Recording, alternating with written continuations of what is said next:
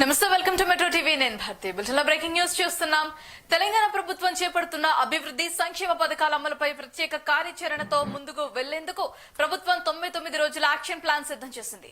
ఆ మేరకు నేడు సచివాలయంలో CM Revanth Reddy, deputy CM బట్టి విక్రమార్క, సిఎస్ రామకృష్ణారావుతో పాటు అన్ని శాఖల ముఖ్య కార్యదర్శులతో కీలక సమావేశం ఏర్పాటు చేశారు.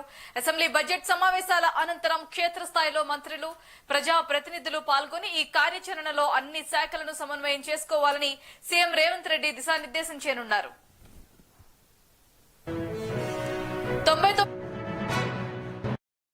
మా ఇన్పుట్ ఎడిటర్ రాములు అందిస్తారు. రాములు.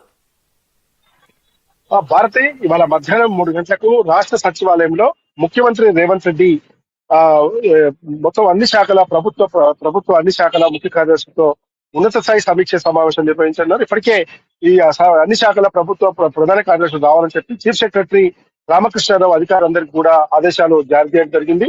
ఈ సమావేశంలో డిప్యూటీ సీఎం కూడా పాల్గొనే అవకాశం ఉంది. అంటే ముఖ్యంగా ఏదైతే రాష్ట్ర కాంగ్రెస్ ప్రభుత్వం 2 ఏళ్లు దాటి 3వ సంవత్సరంలోకి అడుగుపడుతున్న సమయంలో రాష్ట్రంలో కాంగ్రెస్ పార్టీ పాలన ప్రభుత్వం తరపున పేదలకు అందిస్తున్న అభివృద్ధి పథకాలు, అదేవిధంగా సంక్షేమ పథకాల అమల్లో అధికారులు ఏ విధంగా వ్యవహరిస్తా ఉన్నారు, కింది స్థాయిలో ఏ విధంగా పనిచేస్తున్నారు, ప్రజలకు నిజమైన లబ్ధిదారులకు ఎలాంటి పథకాలు అందుతున్నాయన్న దాంతో 99 రోజుల యాక్షన్ ప్లాన్ కు ప్రభుత్వం సిద్ధమైంది. ఇప్పటికే డిప్యూటీ సీఎం బట్టి విక్రమార్క చైర్మన్ అధ్యక్షతన రాష్ట్ర ఆర్థిక ప్రణాళిక సంఘం ప్రిన్సిపల్ సెక్రటరీ కన్వీనర్ గా పొంగులేటి శ్రీనివాస్ రెడ్డి, శ్రీధర్ బాబులతో పాటు Uttam Kumar Reddy cabinet sub committee కూడా వేసింది. నిన్న ప్రజాభవన్ లో డిప్యూటీ సీఎం బట్టి విక్రమార్క చైర్మన్ అధ్యక్షతన క్యాబినెట్ సబ్ కమిటీ కూడా జరిగింది.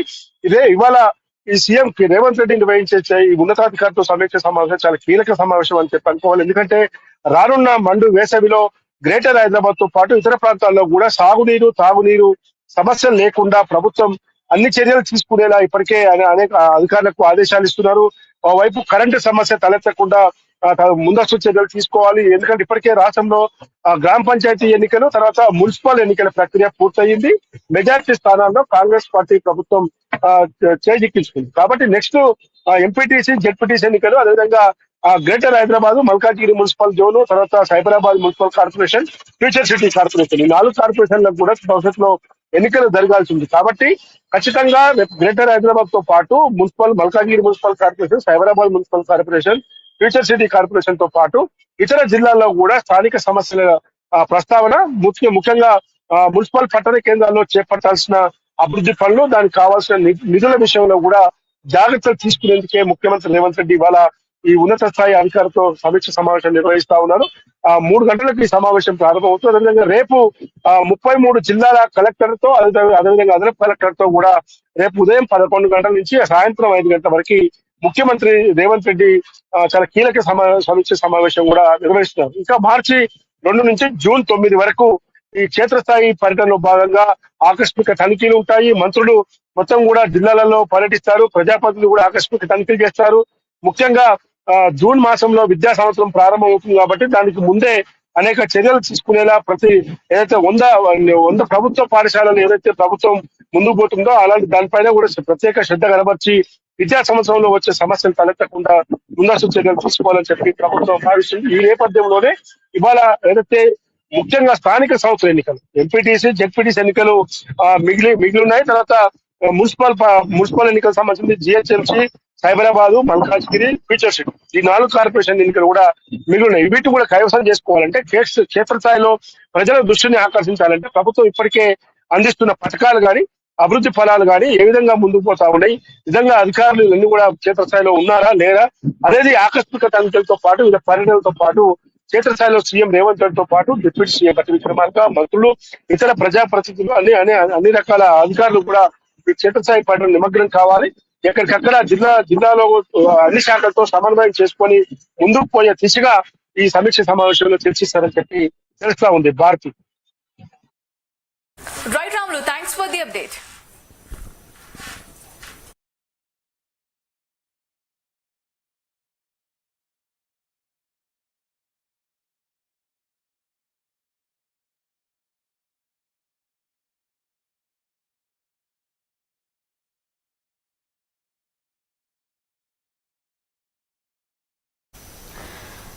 ఆంధ్రప్రదేశ్ మంత్రి నల్లా లోకేష్ బాలీవుడ్ ప్రముఖ నటుడు సంజయ్ దత్ ను కలిశారు. సమావేశంలో పలు కీలక అంశాలపై చర్చించారు. సంజయ్ దత్ ను కలవటం ఆనందంగా ఉందని, ఏపీలో సినిమా రంగ అభివృద్ధిని సంబంధించి పలు కీలక అంశాలపై చర్చించనున్నట్లు మంత్రి నారా లోకేష్ తెలిపారు.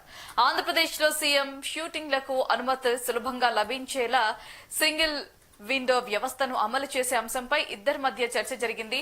సినిమా నిర్మాతలు, దర్శకులు అనుమతుల కోసం అనేక కార్యాలయాలు తిరగాల్సిన అవసరం లేకుండా ఒకే వేదిక ద్వారా అనుమతులు పొందేలా చర్యలు తీసుకుంటామని లోకేష్ తెలిపారు. అయితే ఈ చర్యల ద్వారా ఏపీలో సినిమా నిర్మాణం మరింత వేగంగా అవుతుందని, రాష్ట్ర చిత్రీకరణకు అనువైన కేంద్రంగా మారుతుందని మంత్రి నారా లోకేష్ పేర్కొన్నారు.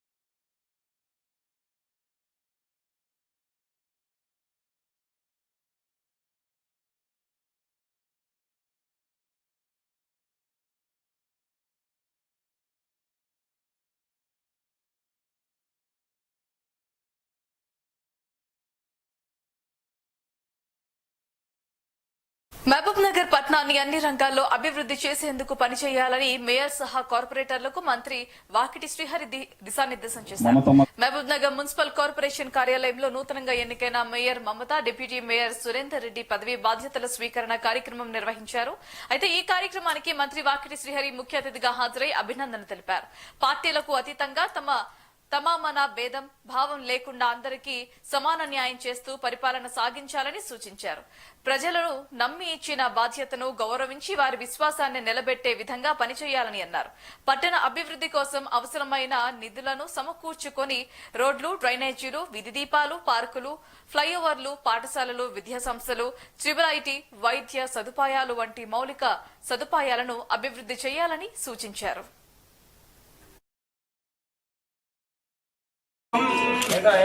తదేవ కావలం దైవావనం తదేవ లక్ష్మీపదహేంద్రియం స్మరామి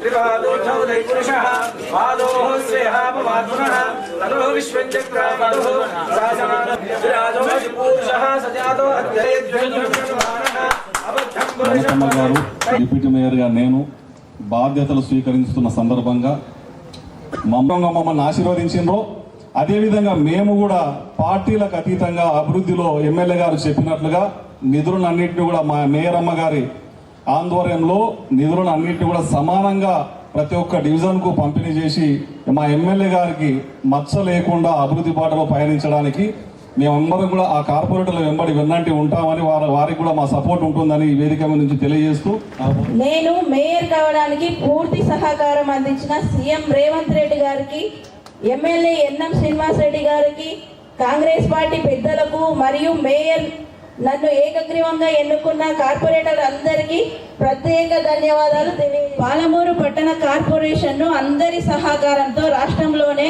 హైదరాబాద్ కు ధీటుగా అభివృద్ధిలో అగ్రగామిగా ఉంచడానికి కృషి చేస్తున్నాను. మేయర్ గా ఎన్నుకోబడ్డ సోదరిమణి మమత గారికి అండ్ నా సోదరుడు చాలా సంవత్సరాల నుంచి సురేంద్రతో నాకు పరిచయం.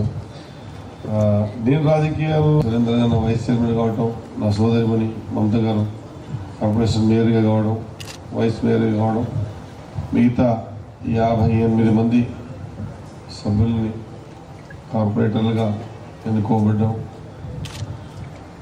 ఇది నేను అనుకుంటున్న శాశ్వతంగా నిలిచిపోయేటువంటి ఘట్టం. మీరందరికీ శుభాకాంక్షలు తెలియజేస్తా ఉన్నా.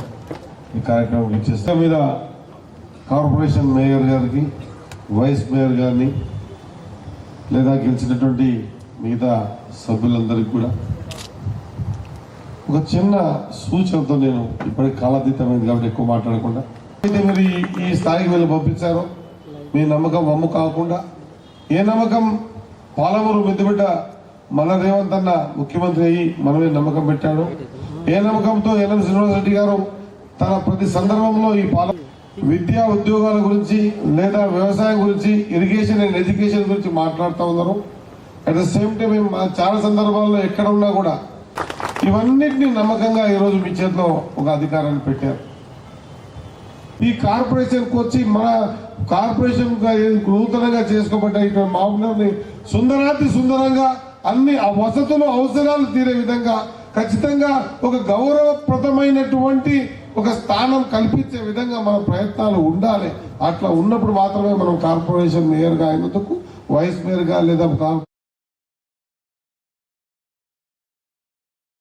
విజయవాడ కనకదుర్గ అమ్మవారిని తెలంగాణ మంత్రి కోమటిరెడ్డి వెంకటరెడ్డి దర్శించుకున్నారు. వేకుజామున విజయవాడలో కనకదుర్గ అమ్మవారిని దర్శించుకుని ప్రత్యేక పూజలు నిర్వహించారు. ఆలయ అర్చకులు అమ్మవారి తీర్థ ప్రసాదాలు మంత్రికి అందజేసి ఆశీర్వదించారు. ఆలయ అధికారులు, పాలక మండలి సభ్యులు అమ్మవారి జ్ఞాపిక శాలువాతో మంత్రిని సత్కరించారు.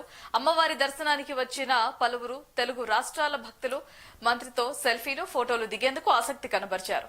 తాను అమ్మవారిని అత్యంత ఆరాధిస్తానని, 2 తెలుగు రాష్ట్రాల ప్రజలు సుభిక్షంగా ఉండాలని కనకదుర్గ అమ్మవారిని ప్రార్థించినట్లుగా మంత్రి పేర్కొన్నారు. మంత్రి వెంట ఆదిబట్ల మున్సిపల్ మాజీ చైర్మన్ నిరంజన్ రెడ్డి, పలువురు స్థానిక నేతలు ఉన్నారు.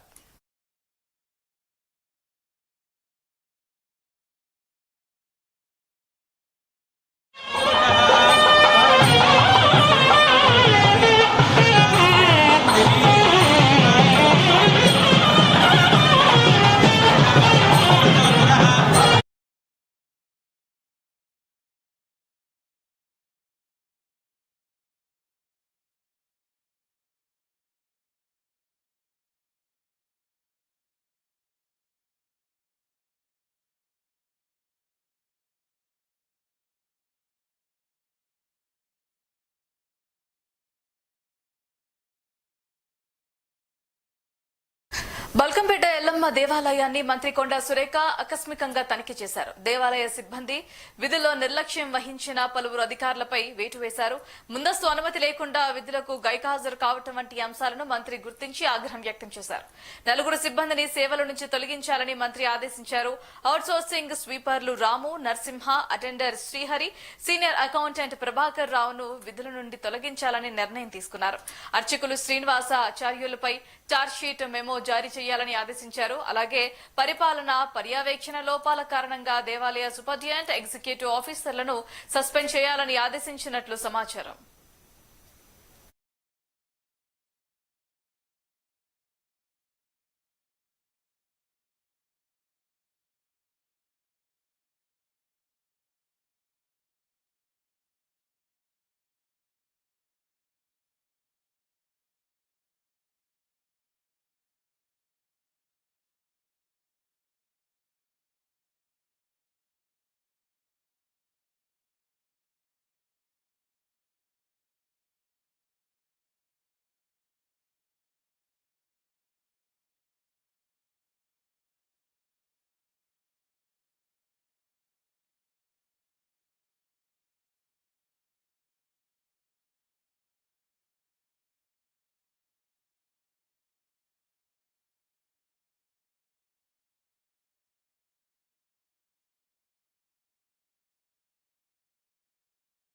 గిరిజన సంక్షేమ పథకాలను పకడ్బందీగా అమలు చేయాలని జాతీయ ఎస్టీ కమిషన్ సభ్యులు జాటోత్ హుసేన్ నాయక్ తెలిపారు. జిల్లాలో షెడ్యూల్ తెగల ప్రజల అభ్యున్నతికి ప్రభుత్వం అమలు చేస్తున్న సంక్షేమ పథకాలు క్షేత్రస్థాయిలో అర్హులైన ప్రతి ఒక్కరికి అందేలా చూడాలని అధికారులను ఆయన ఆదేశించారు. ఆదిలాబాద్ కలెక్టరేట్ సమావేశ మందిరంలో వివిధ శాఖల అధికారులతో ఆయన సమీక్ష సమావేశం నిర్వహించారు. ఎస్టీల సామాజిక, ఆర్థిక అభివృద్ధికి సంబంధించిన అంశాలపై అధికారులు ప్రత్యేక శ్రద్ధ వహించాలని కమిషన్ సభ్యులు సూచించారు. ఆశ్రమ పాఠశాలలో విద్యార్థులకు మెరుగైన వసతులు కల్పించి నాణ్యమైన విద్యాబోధనతో పాటు పోషక ఆహారం, భోజనం అందించాలని పేర్కొన్నారు. మారుమూల గిరిజన ప్రాంతాల్లో మౌలిక వసతుల కల్పన, విద్య, వైద్య, రవాణా సదుపాయాల లభ్యతపై అధికారులను ఆరా తీశారు. జిల్లాలో గిరిజనుల సంక్షేమం కోసం చేపడుతున్న అభివృద్ధి పనులను కలెక్టర్ రాజేష్ వివరించారు. కమిషనర్ సూచనల మేరకు గిరిజన ప్రాంతంలో సమస్యల పరిష్కారం, పథకాల సమర్థ అమలుకు ప్రాధాన్యత ఇస్తామని తెలిపారు. పిఓ గారి ఆదేశాల ప్రకారం మనం ప్రతి నెల రివ్యూ మీటింగ్ లో కొన్ని శాంక్షన్ కూడా ఇవ్వడం జరుగుతుంది.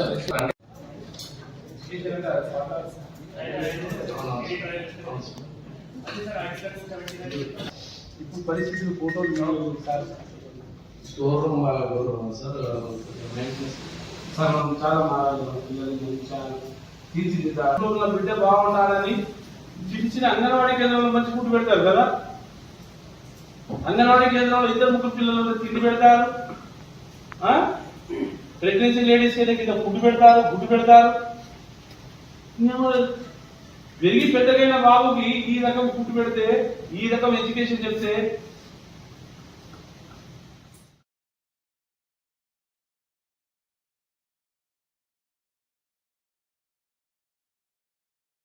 హైదరాబాద్ కోకాపేట్ నియోపోలిస్ లోని విశాఖ శారదా పీఠంలో మాజీ మంత్రి హరీష్ రావు పర్యటించారు. రాజశ్యామల అమ్మవారి ఆలయాన్ని బలవంతంగా ఖాళీ చేయించేందుకు రేవంత్ సర్కార్ ప్రయత్నం చేస్తుందని ఆరోపించారు. బీఆర్ఎస్ ప్రభుత్వంలో ఆలయ నిర్మాణానికి 2 ఎకరాల స్థలం కేటాయించినట్లు గుర్తు చేశారు. దేవాలయ స్థలాన్ని లాక్కునేందుకు పోలీసులను కాంగ్రెస్ ప్రభుత్వం ప్రయోగించిందని మండిపడ్డారు. పీఠం నిర్వాహకులను భయాందోళనకు గురి చేయడంపై హరీష్ రావు తీవ్ర ఆగ్రహం వ్యక్తం చేశారు. దేవాలయాలపై కాంగ్రెస్ ప్రభుత్వ కక్ష సాధింపు చర్యలు దారుణమని తెలిపారు. శారదాపీఠం ఆధ్వర్యంలో హైదరాబాద్ లో దాదాపు 16 దేవాలయాలు నడుస్తున్నాయి. లక్షలాది మంది భక్తులు హైదరాబాద్ లో ఉన్నారు. మరి శారదాపీఠం వైజాగ్ లో ఉంటే హైదరాబాద్ లో కూడా శారదాపీఠాన్ని నిర్మించాలని చెప్పి ఆనాడు కేసీఆర్ గారు 2 ఎకరాల స్థలం ఇస్తే అద్భుతమైనటువంటి పీఠం ఇక్కడ నిర్మాణం అయిపోయింది. స్వామీజీ గారు కూడా ఇక్కడే నివసిస్తూ ఉన్నారు. దేవాలయ నిర్మాణం కూడా పూర్తయిపోయింది. ఇక్కడ ఒక గోశాల నిర్మాణము, నిత్య అన్నదాన కార్యక్రమము, అదేవిధంగా వేద పాఠశాల ఇవన్నీ ఇక్కడ నిర్మిస్తా ఉన్నారు. వేదం ఎక్కడుంటే అక్కడ మరి ఆ రాష్ట్రం సుభిక్షంగా ఉంటుంది. ఒక వేద పాఠశాల, ఒక గోశాల, అమ్మవారి ఆలయము, నిత్య అన్నదాన కార్యక్రమము ఇవన్నీ జరగడం రేవంత్ రెడ్డి గారు నీకు ఇష్టం లేదా అని నేను అడుగుతా ఉన్నా. ఎందుకు ఈ దేవాలయాన్ని కూల్చాలనుకుంటున్నావు, ఎందుకు ఈ మఠాన్ని కూల్చాలనుకుంటున్నావో నేను ఈ రోజు అడుగుతా ఉన్నాం. కేసీఆర్ గారు ఆనవాళ్లు మారుస్తా అంటే కేసీఆర్ గారు కట్టిన గుళ్ళు కూలుస్తావు, కేసీఆర్ గారు హయాంలో నిర్మించిన మఠాలను కూడా కూల్చడమేనా నువ్వు ఆనవాళ్లు మార్చడం అంటే? నువ్వు ఏం చేయదలుచుకున్నావు? మఠాలు కూల్చేస్తావు, ఆలయాలు కూల్చేస్తావు, ఇక ఇవి కూల్చడమేనా నీ పాలన? నిన్న ఖమ్మంలో పేదల ఇళ్లు కూల్చావు, హైడ్రా పేరిట హైదరాబాద్ లో ప్రజల బతుకులు కూల్చావు. ఏ కూల్చడం తప్ప నీ జీవితంలో ఇంకేం రాదా? పేదల ఇల్లు కూల్చడము, మఠాలు కూల్చడము, దేవాలయాలు కూల్చడమే తప్ప నీ పాలనలో నిర్మాణం లేదా అని నేను అడుగుతా ఉన్నా. ఎందుకు ఇలా శారదా పీఠం వెంట పడ్డావు? ఇంకెక్కడ స్థలం లేదా నీకు?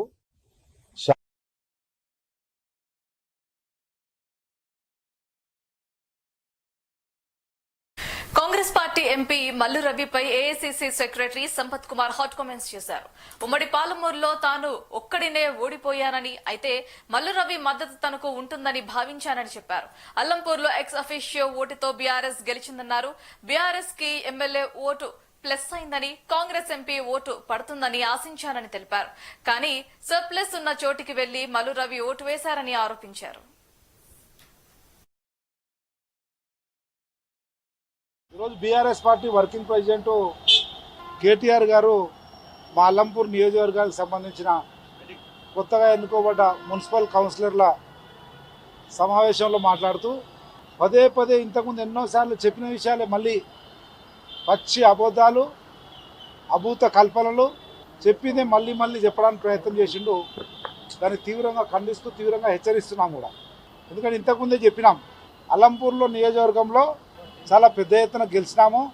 అక్కడ ఉన్నటువంటి సంపత్ కుమార్ ఎవరికో కోట్ల రూపాయలు అడిగిండు కాంట్రాక్టర్ అని చెప్పి ఇంతకుముందు చెప్పిండు. నన్ను దాని మీద పరువు నష్టం దావా వేసిన. ఈ బేకు మాటలు మాట్లాడకండ్రా భయ్, వాళ్ళు ఎవరో అవలగాళ్ళు చెప్తే నువ్వు చదువుకున్న నీకన్నా బుద్ధి జ్ఞానం ఉండాలి కదా, చదువుకోవాలి. కంప్లైంట్ ఏంది ఏమైంది అనేది పోలీస్ కంప్లైంట్ ఇచ్చిన, పరువు నష్టం దావా కూడా ఇస్తున్నా, కోర్టుకి ఇస్తా ఒక్కనొక్కరు అనుకుంటున్నారు. కానీ వాళ్ళు ఇచ్చిన కంప్లైంట్ ఇది. వాడెవడో అవలగాడు చెప్పిండొచ్చు. ఈయన బుద్ధి జ్ఞానం ఉన్నాడు, అమెరికాలో పోయి చదువుకున్నా అని చెప్తారు. చదవాలి కదా, ఏముందో దీంట్లో 3 ముక్కలు కూడా లేదు నా గురించి. 8 కోట్లు వాడిని అడిగిండు, భయపెట్టించావు. ఇంతకుముందు చెప్పిన బాబామర్లకు ఇద్దరికి చెప్పినా, ఇద్దరి మీద కోట్ల కేసు వేసినా, మళ్ళీ కూడా వేస్తా. కోట్ల నువ్వు అనుకుంటారేమో అని కోర్టుకి ఇస్తా. కర్నూలు జిల్లా తుగ్గలిలో మహాత్మా గాంధీ జాతీయ గ్రామీణ ఉపాధి హామీ పనులను పీడీ మాధవి పరిశీలించారు. ఈ కార్యక్రమంలో ఏపీఓ రామకృష్ణ, హేమా సుందర్, సిసి రాజశేఖర్, టీఏలు, ఫీల్డ్ అసిస్టెంట్లు, ప్రజాప్రతినిధులు పాల్గొన్నారు.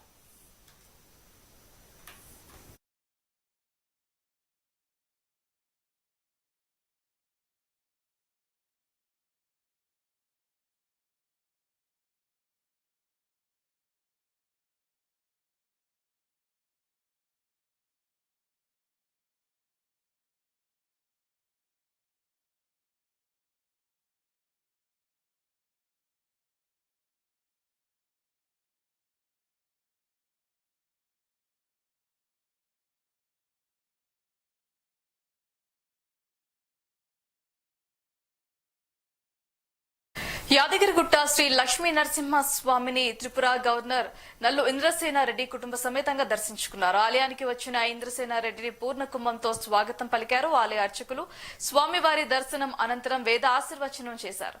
స్వామివారి లడ్డు ప్రసాదం చిత్రపటాన్ని ఆలయ ఈవో భవానీ శంకర్ అందజేశారు.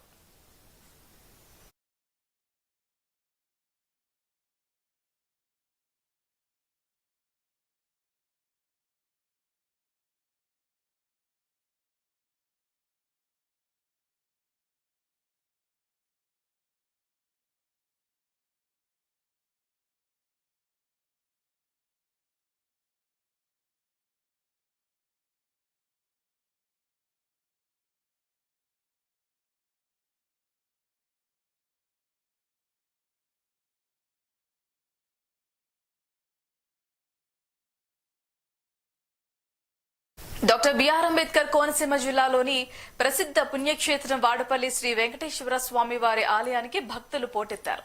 ప్రతి శనివారం ఇక్కడ భక్తులు 11 ప్రదక్షిణలు చేస్తారు. 11 వారాల పాటు ఇలా 11 ప్రదక్షిణలు చేయడంతో కోరిన కోరికలు తీరుతాయని భక్తులు ప్రగాఢ విశ్వాసం.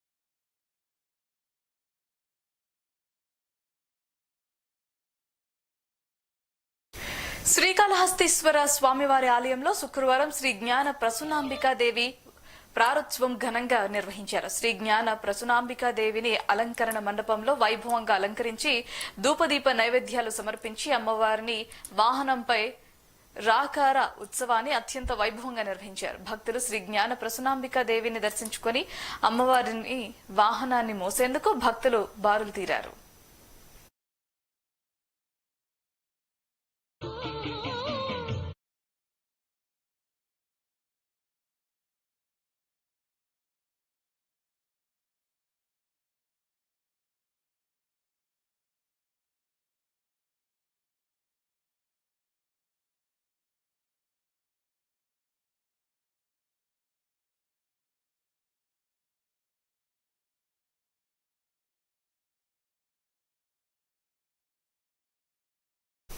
అనకపల్లిలో నారా లోకేష్ మాట్లాడుతున్నారు. లైవ్ చూద్దాం. And that magic is what I call Blue Jet coming to here in Visakhapatnam.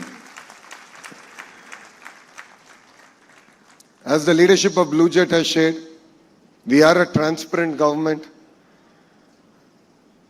We deliver on our promise of speed of doing business. That is why here we were able to deliver 102 acre to Blue Jet. And I was talking to Shivan and I was telling him, this is no longer your largest project. This should be your only project. You should only expand here. And I offered to him that he should relocate to Visakhapatnam with his entire family. And I'll give him an analogy why. If Bangalore were to marry Goa and have an offspring, that is Visakhapatnam. So we have best of both worlds. So you should really consider calling Visakhapatnam now your home. You know, this is a proposed investment here of 2,300 crores. And it's not about the amount of money that's getting invested here. For me, it's the amount of jobs we are creating here. This investment in its lifetime will end up creating both direct and indirect close to 2,000 jobs. And it's going to be a critical part, a catalyst in creating a pharma ecosystem here in our state of Andhra Pradesh. And that's what really excites me. You know, as a state, I was sharing with Shiven that, you know, we believe in the importance of creating clusters. As a state, we are creating close to now 22 clusters. In each of these clusters, we want to bring in the entire ecosystem. So a great example of this is pharma. And the idea is, how can I get all the players of this ecosystem to come here? And how can I bring them all in a 100-kilometer radius? And that's what I call verticals. And horizontal is where my department plays a larger role, which is education, skilling. And then how do we bring in certification agencies, testing agencies, and create a tight ecosystem? So I think one thing we all have to accept is we are tired of hearing success stories from outside India. It is time for India to show the way for the world. It is time for us to rewrite history together. And this is a classic example where the private sector, the political system, the bureaucracy, if we come together, we can rewrite history and create legacy. And that's what really excites us here in Andhra Pradesh. You know, our government is young. We are 20 months into our term. But I'm really excited to share that we've attracted 25.3% of India's investment to Andhra Pradesh. So if 100 rupees is getting invested in India, 25.3 rupees is coming to Andhra Pradesh. And that's what sets us apart from the rest of the country. And North Andhra is where we are. North Andhra is our economic hub. The greater Visakhapatnam economic region is expected to contribute to $1 trillion to the state economy. And here we are really excited to make this the cluster for pharma and bulk drug, medical equipment manufacturing, petrochemical and downstream industries, advanced manufacturing, information technology, and needless to say, it's also going to be a data city, not for India, but for the world. And that's where Visakhapatnam is going to play a very important role in our growth story. And we're really excited to have Blue Jet here. And I'd like to reiterate, this is just the beginning of our journey. For us, it's all about relations. It's all about building things together. It's all about scripting history together.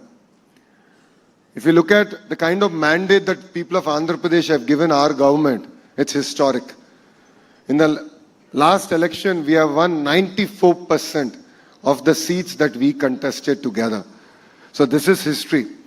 50% of our legislatures are first-timers. 17 out of 25 ministers are first-timers. So we bring in raw energy, raw passion to create history. So I'd like to thank Blue Jet for being part of creating this history together. And rest assured, you know that I'm only one WhatsApp message away. If there's anything, anytime that we can do, any issue that is taking more than 24 hours to resolve, I am there. I am one message away.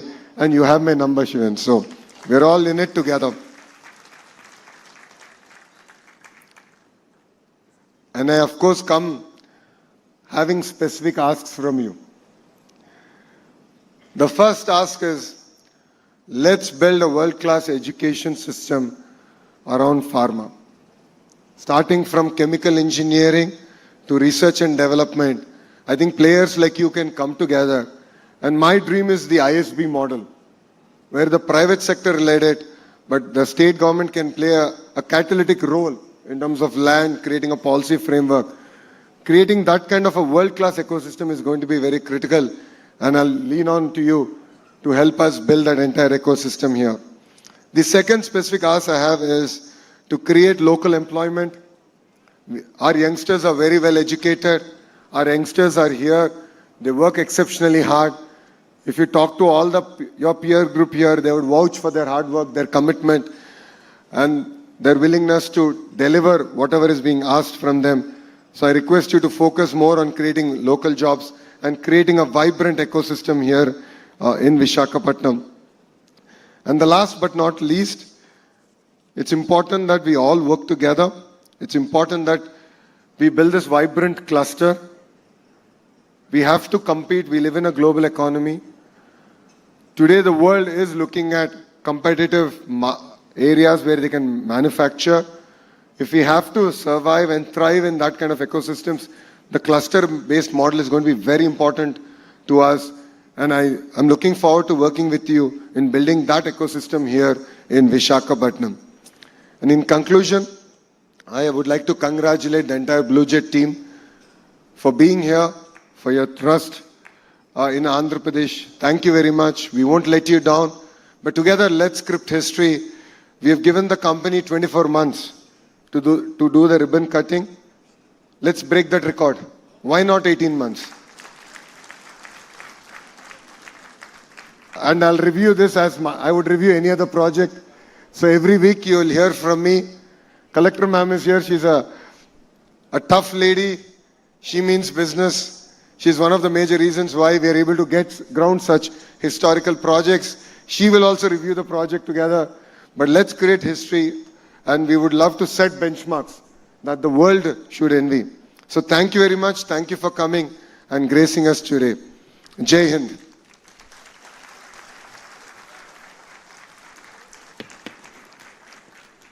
Thank you, sir, for your inspiring and forward-looking address. Your words truly strengthen the confidence of industry and youth alike.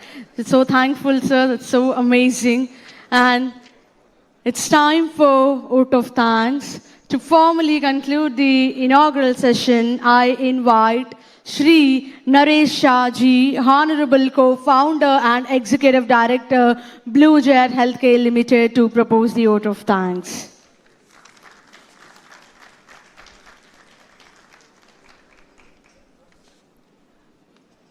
Namaskaram.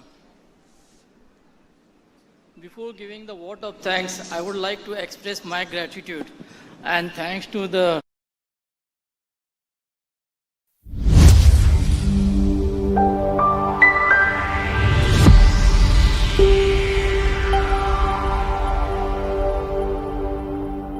निश्चित करना कि हर बालिका को समय पर टीका मिले, भविष्य में सर्वाइकल कैंसर के मामलों में कमी लाई जा सके। प्रिवेंशन के लिहाज से ये बहुत अहम है। तो मिशन मोड में इस अभियान को चलाया जाएगा, जिसमें पात्र बालिकाएं जो निर्धारित केंद्र हैं उनमें टीका लगवा सकेंगी और इसके बाद नियमित टीकाकरण कार्यक्रम का इसे हिस्सा बनाया जाएगा। तो स्वस्थ नारी के विजन को आगे बढ़ाने के मकसद को ध्यान में रखते हुए सरकार अपना लक्ष्य जो है वो लेकर चल रही है। तो करीबन 1 करोड़ से ज़्यादा जो 14 वर्ष की बालिकाएं हैं उनके सुरक्षित और संरक्षित स्वस्थ भविष्य के लिए भारत में महिलाओं में दूसरा सबसे बड़ा आम कैंसर से माना जाता है। जो बालिकाएं हैं उनसे अनुभव सुनते हुए प्रधानमंत्री यहाँ पर नज़र आ रहे हैं। तमाम बालिकाएं जिनकी उम्र 14 वर्ष के आसपास है और ये टीकाकरण राष्ट्रव्यापी अभियान जो है, कैसे जब हम आधी आबादी की बात करते हैं उसे सुरक्षित भविष्य देने की दिशा में एक बड़ा कदम माना जा रहा है।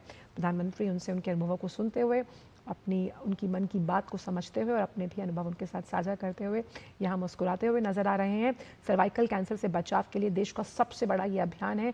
आपकी बच्चियां अगर स्वस्थ, सुरक्षित, संरक्षित रहेंगी तो आप सोच सकते हैं कि जिन सपनों और जिस जुझारू उड़ान को लेकर वो आकांक्षाओं के नए सपने बुन रही हैं, उन सपनों में स्वास्थ्य को लेकर कोई व्यवधान ना आए। तो आप समझे कि ये राष्ट्रव्यापी HPV टीकाकरण अभियान, वैक्सीनेशन ड्राइव अपने आप में स्वस्थ भारत की नींव को और मजबूत करने की दिशा में एक बड़ा कदम माना जा रहा है। इन बालिकाओं की आंखों में कई सपने हैं, आत्मनिर्भर और आत्मशक्ति के साथ अपने करियर में आगे बढ़ने के और स्वास्थ्य के लिहाज से कोई व्यवधान ना आए और स्वस्थ रहें, संरक्षित रहें, उनका भविष्य सुरक्षित रहे। उस लिहाज से ये अभियान जो कि राष्ट्रव्यापी अभियान बन रहा है, ये एक अहम कदम माना जा रहा है। जब हम बात करते हैं तो कार्यान्वयन यानी कि इसकी इम्प्लीमेंटेशन और पहुंच यानी कि एक्सेस बहुत इम्पॉर्टेंट है जब हम इस वैक्सीनेशन ड्राइव की सफलता की बात करते हैं।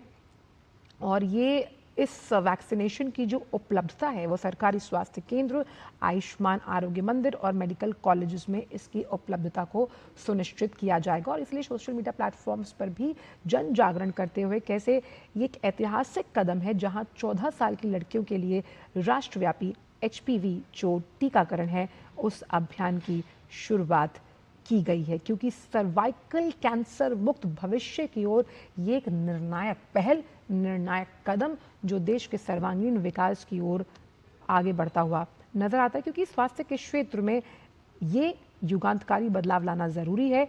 और इस वैक्सीनेशन ड्राइव को जन आंदोलन बनाया जा रहा है सरकार द्वारा, जहां पर जो 14 वर्ष की किशोरियां हैं उन्हें ये टीका लगाया जाएगा। 1 करोड़ से ज़्यादा जो लड़कियां हैं उन्हें ये जो वैक्सीनेशन है वो मुफ्त में लगाई जाएगी। और स्वास्थ्य से संरक्षा और अपने भविष्य को सुनिश्चित करने के लिए ये अहम सर्वाइकल कैंसर टीकाकरण भारत के स्वास्थ्य क्षेत्र को नई मजबूती देता हुआ नजर आएगा। हम जानते हैं कि किस तरह से हमने पोलियो को अपने देश से बाहर खदेड़ा, टीबी के प्रति भी यही अभियान हम चला रहे हैं और अब सर्वाइकल कैंसर को भी देश से बाहर निकालना है। उस लिहाज से ये बड़ा कदम माना जा रहा है। सर्वाइकल कैंसर को जड़ से उखाड़ने के लिए सरकार की ये कवायद स्वास्थ्य के लिहाज से बेहद अहम मानी जा रही है।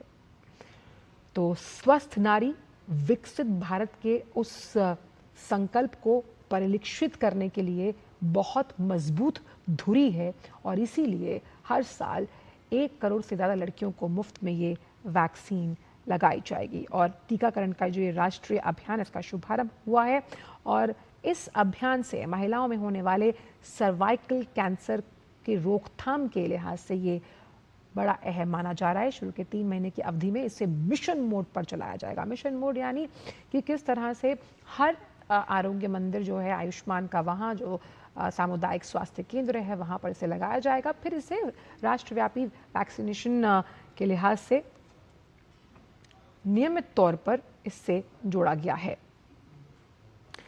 और कैसे जब हम टीकाकरण अभियान को जन आंदोलन बनाने की बात करते हैं उस लिहाज से एक ऐतिहासिक कदम है राष्ट्रव्यापी HPV टीकाकरण का शुभारंभ, जहां हम सर्वाइकल कैंसर मुक्त भारत, देखिए बहुत सी ऐसी बीमारियां जिन्हें बाहर निकालना है देश से, वो ज़रूरी इसलिए है कि जब हम देश की आर्थिक प्रगति की बात करते हैं उस आर्थिक प्रगति में अहम योगदान किन का है? अहम योगदान है महिलाओं का। और ऐसे में महिलाएं अगर स्वस्थ होती हैं, आपका घर स्वस्थ रहता है, आपका घर खुशहाल रहता है। वो कहते हैं ना कि किसी घर को अगर आप मुस्कुराते हुए देखना चाहते हैं तो आप वहाँ पर बच्चियों और महिलाओं को अगर मुस्कुराते हुए देखते हैं तो आपका घर भी मुस्कुराता है। और ऐसे में अगर आप स्वस्थ हैं, हष्ट-पुष्ट हैं और इस तरह की बीमारियां जो कहीं ना कहीं जीवन लील लेती हैं, उन बीमारियों की रोकथाम के लिए जिस तरह से ये वैक्सीनेशन ड्राइव सर्वाइकल कैंसर की रोकथाम के लिए चलाया गया है, ये बहुत अहम औजार साबित होगा जब हम सर्वाइकल कैंसर के खात्मे की बात करते हैं। अब इस पहल से भारत उन तमाम देशों की सूची में शामिल है जिन्होंने HPV टीकाकरण को अपनी राष्ट्रीय टीकाकरण योजना में शामिल किया है। ये कदम दर्शाता है कि भारत लगातार वैज्ञानिक प्रमाणों को आगे लेते हुए अपने स्वास्थ्य सुधार की